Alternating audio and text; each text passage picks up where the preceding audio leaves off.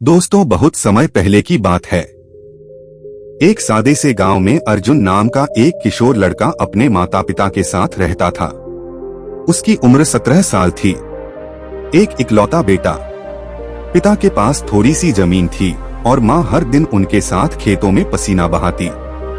घर चल जाता था, लेकिन भविष्य को लेकर कोई बड़ी उम्मीद नहीं थी।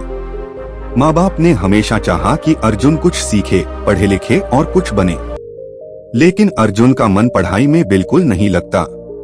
उसे तैरना, पतंग उड़ाना, दिन भर गांव के गलियों में घूमना अच्छा लगता। उसकी दुनिया बस मस्ती तक सिमटी थी। एक दिन सुबह उसके माता पिता खेत पर जा रहे थे। माँ ने कहा, बेटा दोपहर में खाना लेकर आ जाना। धूप भी होगी, थकान भी।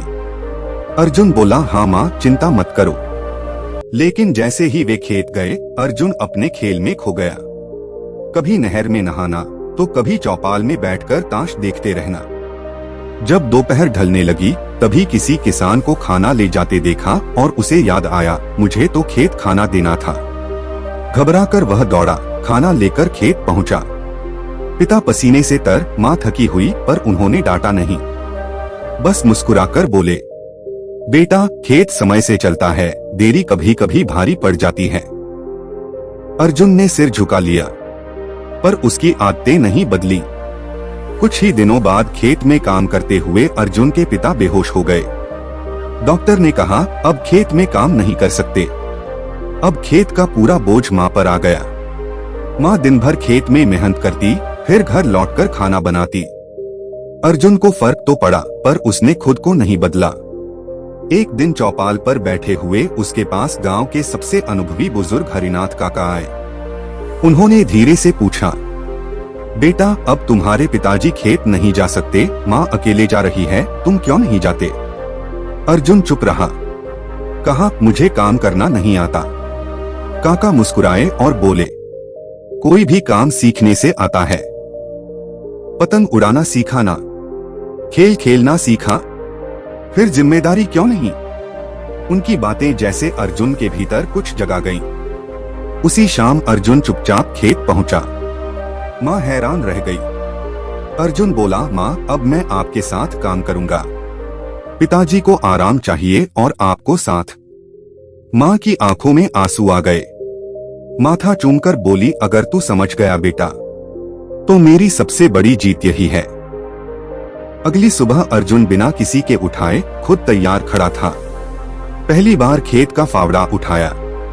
सर्द हवा और गर्म धूप के बीच उसके शरीर ने विरोध किया, लेकिन उसका मन अब तैयार था। अब अर्जुन का हर दिन बदल गया था। सुबह खेत, दोपहर में माँ के साथ घर का काम, शाम को पिताजी के पास बैठना, उनकी दवा का ध्यान रखना। वो अब खुद की दुनिया का मालिक बन रहा था। खेत में कैसे निंदाई होती है, बीज कब बोए जाते हैं, सिंचाई कैसे की जाती है, अब वह सब जानने लगा था। जो लड़का कभी खाली बैठना पसंद करता था, अब समय की एक एक घड़ी का हिसाब रखने लगा। गांव के लोग अब अर्जुन को देखकर कहते, जिसे हम निकम्मा समझते थे, वही आज गांव का सबसे मेहनती लड़का बन गया है। हरिनाथ काका ने फिर एक दिन खेत में आकर उसे देखा। बोले, कैसा लग रहा है अर्जुन?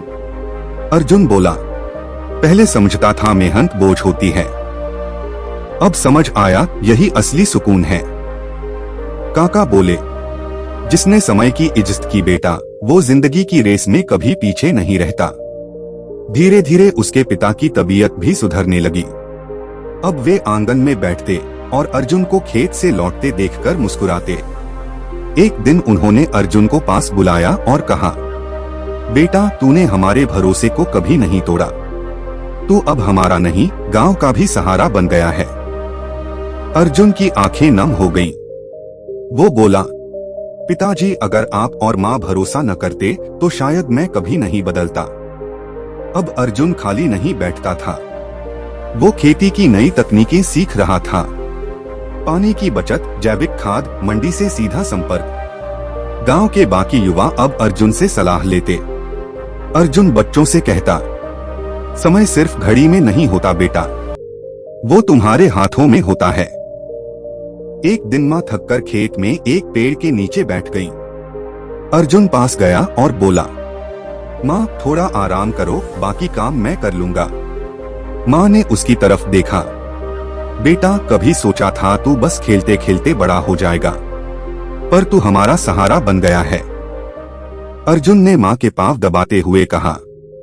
माँ, अब समझ आ गया है, वक्त की सबसे बड़ी दौलत वक्त खुद होता है।